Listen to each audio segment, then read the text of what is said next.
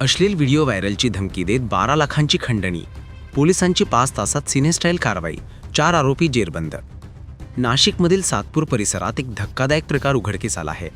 एका ज्येष्ठ नागरिकाला अश्लील फोटो आणि व्हिडिओ सोशल मीडियावर व्हायरल करण्याची धमकी देत तब्बल 12 लाख रुपयांची खंडणी मागण्यात आली होती. ही घटना दिनांक 2 एप्रिल 2026 रोजी उघडकीस आली. पीडित व्यक्तीच्या तक्रारीवरून सातपूर पोलीस स्टेशनमध्ये गुन्हा दाखल करण्यात आला. आरोपींनी फिर्यादीच्या कार्यालयातून टॅब चोरी करून त्यामधील खासगी फोटो आणि व्हिडिओ मिळवले. यानंतर ते व्हायरल करण्याची धमकी देत 12 लाखांची मागणी केली.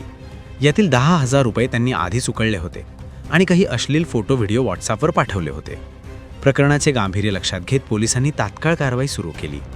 पोलीस आयुक्त संदीप कर्णिक, पोलीस उपायुक्त किशोर काळे आणि सहाय्यक आयुक्त सचिन बारी यांच्या मार्गदर्शनाखाली 2 विशेष पथके तयार करण्यात आली. तांत्रिक विश्लेषण, स्थानिक माहिती आणि गुप्त बातमीदारांच्या मदतीने आरोपींचा शोध घेण्यात आला. आडगाव शिवारातील 10वा मैल परिसरात आरोपी लपून बसल्याची माहिती मिळताच पोलिसांनी सापळा रचला. पोलीस पथकाने 4 बाजूंनी घेराव घालताच आरोपींनी पळून जाण्याचा प्रयत्न केला.